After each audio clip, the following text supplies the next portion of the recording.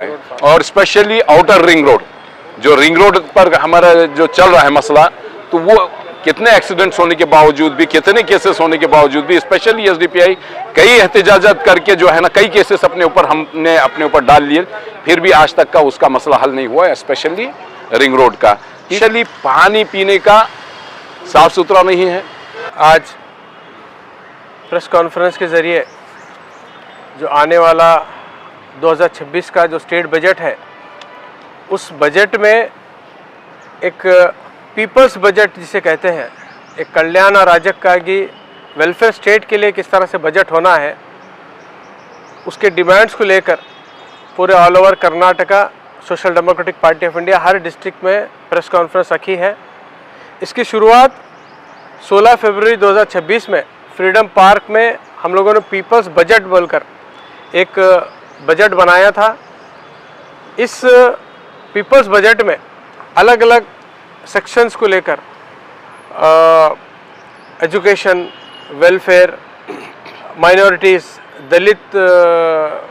Dalits को लेकर, farmers को लेकर, labours, women's and child development, हर एक शोबे में किस तरह से एक सही बजट कर्नाटका स्टेट गवर्नमेंट से हम लोग एक्सेप्ट कर सकते हैं, एक्सपेक्ट कर रहे हैं, उसको हम एक प्रिपरेशन कर 16 फरवरी 2026 फ्रीडम पार्क में हम लोगों ने बजट बनाकर रामलिंगम रेड्डी जो कैबिनेट मिनिस्टर है, उनके through chief minister of Karnataka को ये बजट का प्रपोजल दिया है।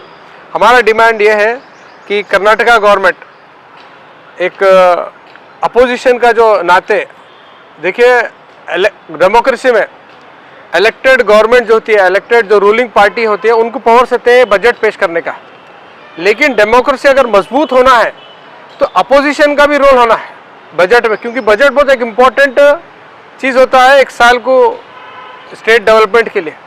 तो अपोजिशन का भी सुनना चाहिए गवर्नमेंट को कि अपोजिशन का क्या है, लोगों का, आवाम का क्या एस्पिरेशंस है, ओपिनियन है आने वाले बजट को लेकर। हम देखते हैं बजट कौन बनाते हैं, एक 4-5 IAS ऑफिसर्स, एक 3-4 कैबिनेट मिनिस्टर्स मिलकर पूरा कर्नाटक का एक साल का बजट बनाते हैं।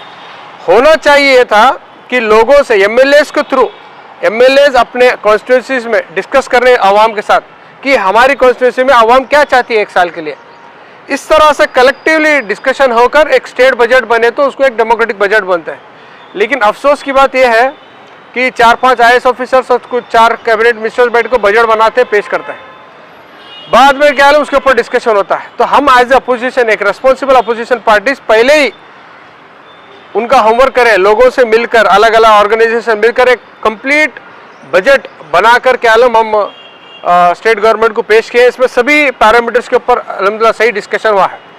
खासकर कर्नाटका के रीजन के लिए भी क्या हमारा डिमांड ये है कि लास्ट ईयर 5,000 करोड़ दिए थे, इस बार क्या 5,000 करोड़ के साथ साथ एडिशनली 7,000 करोड़ पूरे के रीजन को सही तरह से अगर डेवलपमेंट करना है तो 12,500 से 15,000 करोड़ का इसको सालाना बजट चाहिए। और एक साइंटिफिक स्टडी होना चाहिए के रीजन के लिए, और एक 10 साल का एक प्लान होना चाहिए कि हर साल वो बजट अगर किसी डिपार्टमेंट, फॉर एग्जांपल एजुकेशन के ऊपर इंप्रूवमेंट करना है तो इस साल कितना बजट दिए तो कितना परसेंटेज हमारा इंप्रूव होता है, नेक्स्ट ईयर कितना देना है। ऐसा कुछ स्टडी नहीं है KKRDP के पास। कौन सा MLA किसके पास मसल पावर है, किसके पास CM तक है, और KKRDP चेयरमैन के पास किसकी रसूख है, वो MLAs को बजट मिलता, दूसरे कॉन्स्टिट्यूंसी को बजट नहीं मिलता। जहाँ डिस्ट्रिक्ट इंचार्ज मिनिस्टर पावरफुल है वो डिस्ट्रिक्ट को पैसे मिलता, बाकी के डिस्ट्रिक्ट्स को अभी भी नहीं है। दूसरे आप डिस्ट्रिक्ट लीजिए, रायचूर, यादगीर, अभी भी क्या कितने अंडर डेवलप है। गुलबर्गा में कितने ऐसे तालुक है जो KKRDP का उन्होंने अब तक वहाँ बजट पहुँचा नहीं, पहुँचा, किसी को नहीं मालूम। तो हमारा क्या डिमांड है, KKRDP को एक जो चेयरमैन होता है उसको मिनिस्ट्रियल, एक कैबिनेट मिनिस्ट्रियल अगर पोस्ट है तो उसके पास भी एक पावर रहता है, उसकी भी एक प्लानिंग में, एग्जीक्यूशन में एक पावर रहता है। तो ये डिमांड्स के साथ क्या हम आज प्रेस कॉन्फ्रेंस रखे हैं। और पीपल्स बजट आने वाला जो 6 मार्च को सिद्धरामैया जी का जो 3rd बजट पेश करने जा रहे हैं, एक पीपल्स बजट होना चाहिए, अवामी बजट होना चाहिए, हमारा एक डिमांड है। अस्सलाम वालेकुम। जिस तरह की हमारी अब्दुल रहीम पटेल साहब इस सारी जनता बजट को लेकर के social democratic party of India ने पूरे कर्नाटक भर में कर्नाटक सरकार के सामने जो अपना बजट पेश किया है, जिसको कर्नाटक सरकार की जानिब से डॉक्टर रामलिंगा रेड्डी साहब ने कबूल किया, वही बजट पर हमने अपने गुलबर्गा के लिए, अपने रीजन के लिए, अपने माइनॉरिटीज़ के लिए क्या क्या होना चाहिए, उसके लिए हम लोगों ने अपना यहाँ पर एक लोकली हमने तैयार किया है। उसी के साथ साथ हम हमारे जो एमएलएज हैं, इंचार्ज मिनिस्टर हैं, हम उनको मिल करके ये सारा बजट कॉपीज़ उनको हैंड ओवर करेंगे और उम्मीद करते हैं कि ये लोग उसको स्टडी करके बजट सेशन में अपने लिए, अपने रीजन के लिए, अपनी कॉन्स्टिट्यूएंसी के लिए एलोकेशंस लाएंगे, फंड्स लाएंगे और यहाँ के डेवलपमेंट के लिए काम करेंगे। स्पेशली हमारे एरिया को केकेआरडीबी के रीजन में गुलबर्गा जैसे इलाके में, गुलबर्गा बहुत ही बैकवर्ड है इन एजुकेशन। कर्नाटक के अंदर 10th के एसएसएलसी के रिजल्ट्स और पीयूसी के रिजल्ट्स को अगर हम देखेंगे तो बॉटम से हम सेकंड थर्ड की कैटेगरी में आते हैं, टॉप से नहीं।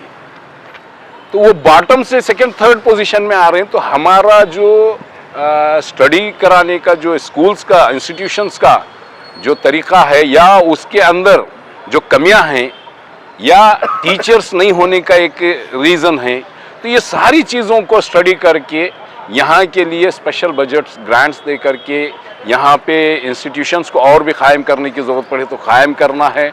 जो ग्राम के इलाकों में, जो देही इलाकों के अंदर है, वो स्कूल्स जो झड़ने को हैं, जिनकी छतें गिर रही है, जिनके अंदर पानी की सहूलत नहीं है, पेशाब जाने, टॉयलेट्स की, रेस्ट रूम्स की भी फैसिलिटी नहीं है, वैसे इलाकों को फिर दोबारा डेवलप करें और एजुकेशन को सही सिमत में लेके आया जाए। साथ ही साथ हेल्थ केयर सिस्टम, अभी हम देख रहे हैं कि हमारे यहाँ पर हॉस्पिटल्स इंफ्रास्ट्रक्चर डेवलप हो रहा है।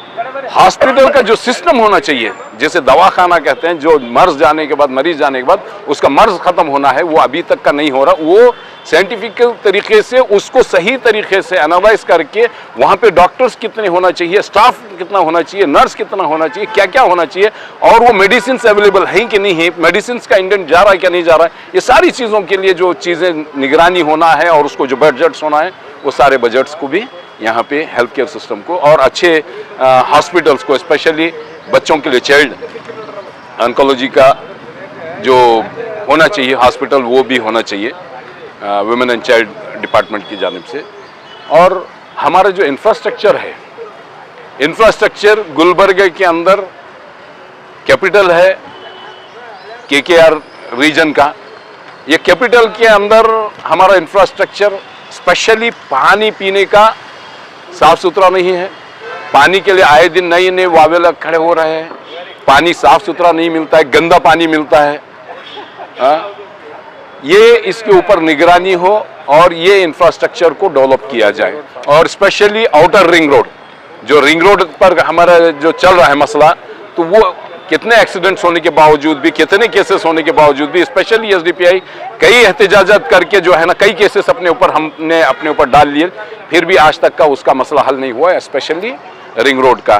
तीसरी चीज़, यूथ जो पढ़ लिख करके हैं, उनको जॉब का यहाँ पे नहीं रहने की वजह से या तो ये बाहर चले जाते हैं, दूसरे ममालिक को चले जाते हैं, या तो फिर रोजगार के लिए दूसरे शहरों, दूसरे राज्यों को चले जाते हैं। तो यहाँ पर उनके लिए क्या कहेंगे, स्टार्टअप जैसी स्कीम्स हैं, बहुत सारी स्कीम्स हैं। उस स्कीम्स के ज़रिए से नहीं यूथ को जो है ना यहाँ पर प्रमोट किया जाए और उनको यहाँ पर क्या कहेंगे, उनको रोज़गार के मौके फराहम किया जाए। और यही बजट ले जा करके हम लोग इंशाअल्लाह इंचार्ज मिनिस्टर और एमएलए से मिल करके हम उनको पेश करेंगे। शुक्रिया।